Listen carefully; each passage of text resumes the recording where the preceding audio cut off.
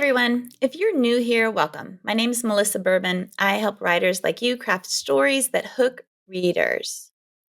If you caught my last video on character secrets or the one before that on character lies, this one builds right on those ideas because every secret, every hidden truth has one thing in common. It lives in what is not said. Today, we're talking about how to write what is not said, how to use silence and gestures and subtext to build emotional tension and layered meaning in your scenes. Sounds pretty good, right? Sometimes the most powerful lines in fiction, I find, are the ones that characters never actually say out loud. It's what they don't say, that glance, that hesitation, and unspoken truth that tells your readers what is really happening underneath. So if your dialogue ever feels kind of too flat or too on the nose, it might be because your characters are saying every single thing they mean, and that is something you don't want them to do and you definitely need to fix. All right, let's dive into this topic. Let's start with why subtext matters, why it works. Readers are smart. They want to fill in the blanks. They don't want everything to be spoon fed to them. When you give them space to infer, you pull them deeper into your story, and that's what we want. Think of dialogue as an iceberg. The tip, what is said, is visible, but the mass underneath the surface, the part we don't see, is where the real weight lives, right? It's where the big emotion is. That is subtext. It's the meaning beneath the words, the truth that your characters won't or can't say for some reason. When what is spoken and what is meant underneath don't match, you get tension. And this friction, this tension, is what gives your scenes emotional depth.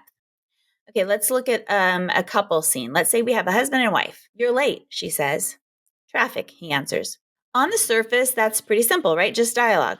But underneath, maybe she's hurt that he didn't call. Maybe he doesn't care.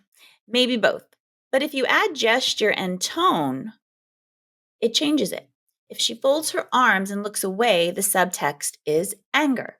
If her eyes glisten before she blinks the tears away, then the subtext is pain or sadness. If she forces a smile and says, "It's fine," the subtext is resentment. But the meaning deepens with every unspoken beat, with every unspoken thing that is there, and how you communicate that through gesture or tone.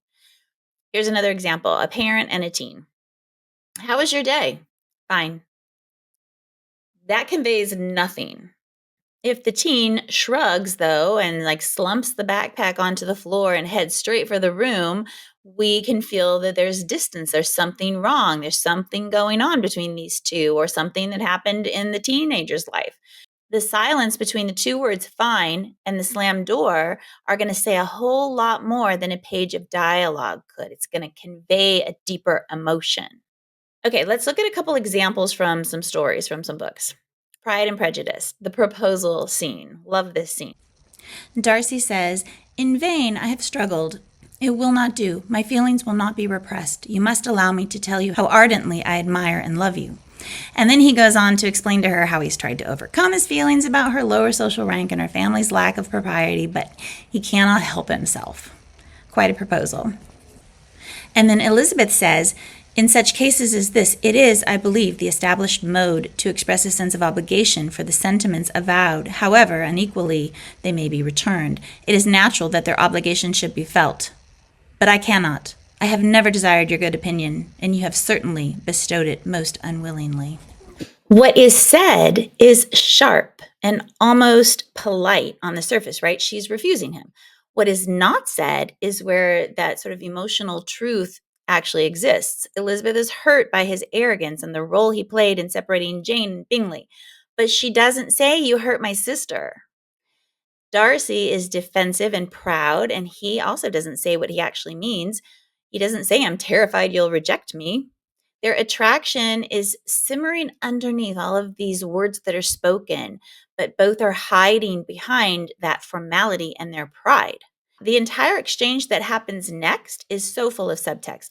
Darcy insists that he thought she would accept. Elizabeth accuses him of arrogance and cruelty towards Wickham. Neither one admits the deeper truth that they both care, but ego and misunderstanding are blinding them. It's only later when Darcy writes his letter and to Elizabeth, and that letter becomes sort of the release for him of all these unsaid things in the scene, and it clarifies his truth. So much subtext, so much that is unspoken.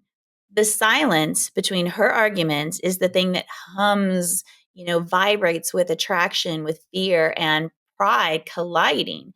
And that is why this scene stays so unforgettable. It's what makes it so powerful. In my book magic series, Pippin and Gray are the twins. So in one scene, Gray reaches for Pippin's hand after a painful revelation. She pulls away quietly. There's no dialogue. Okay, these gestures, him reaching for her hand, her pulling away, tell us everything we need to know. She wants to be close to him, but her fear of losing someone she loves wins out, and it's like she goes into her cocoon when she pulls away, and it's this protective shell. All of that is communicated with these nonverbal gestures.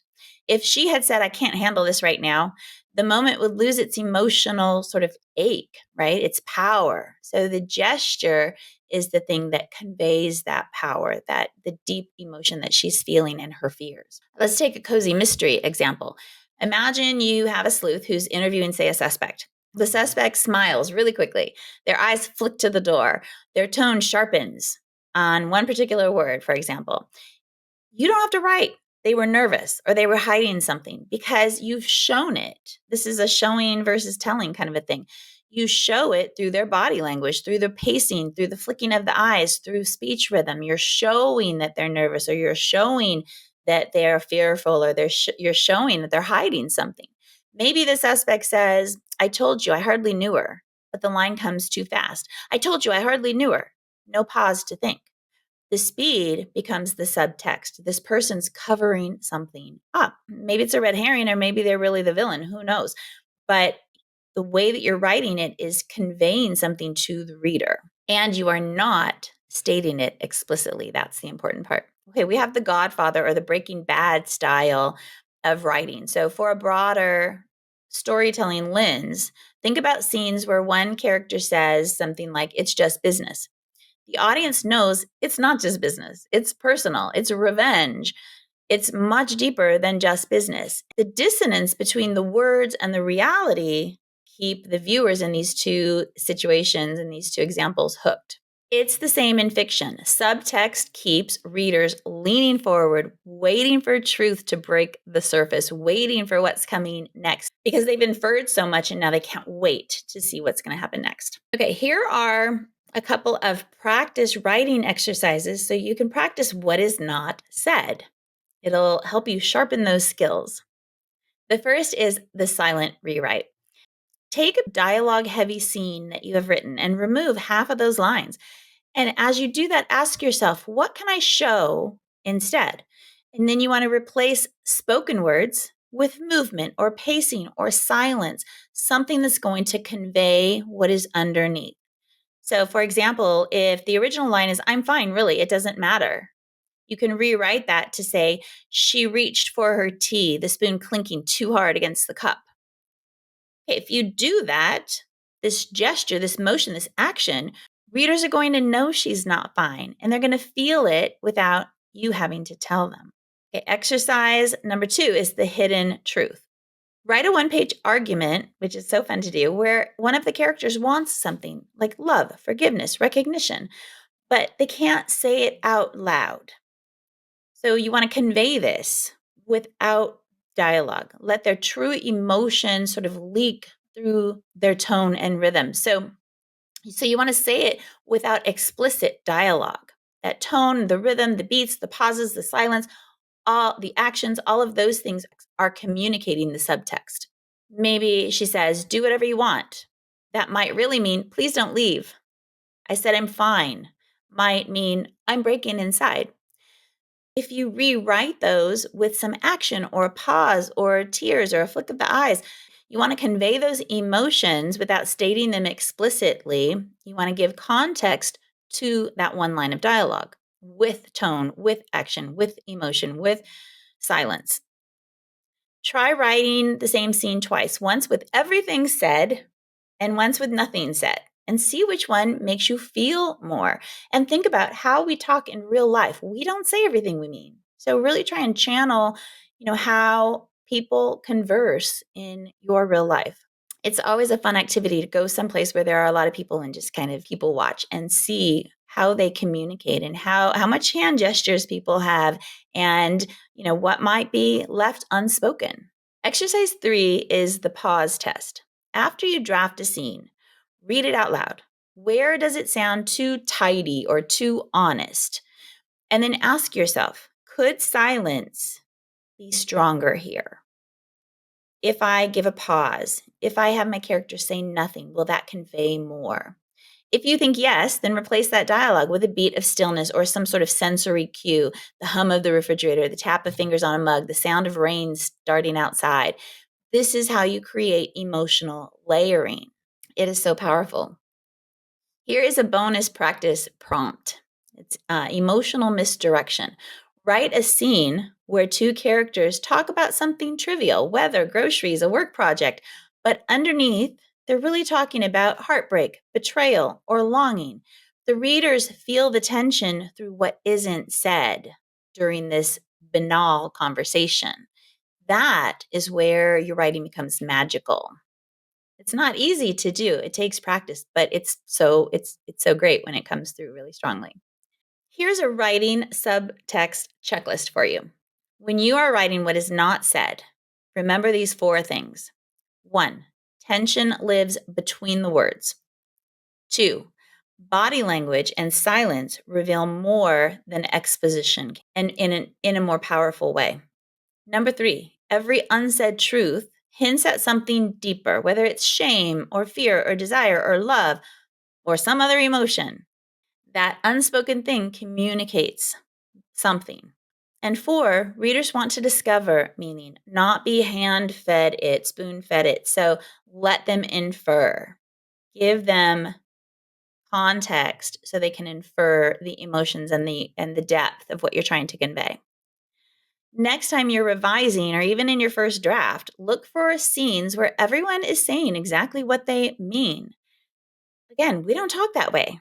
So these are your really perfect opportunities to add some quiet magic, the pause, the glance, the unspoken truth, the things that are going to tell the real story, the iceberg underneath the water.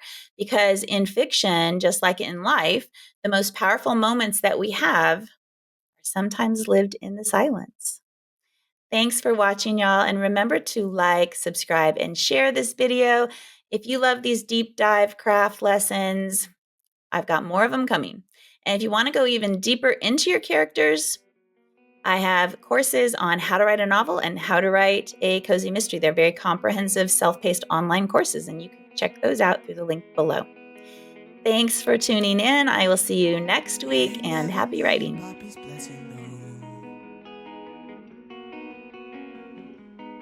You need keep working just to get it though. I know she carried your whole world.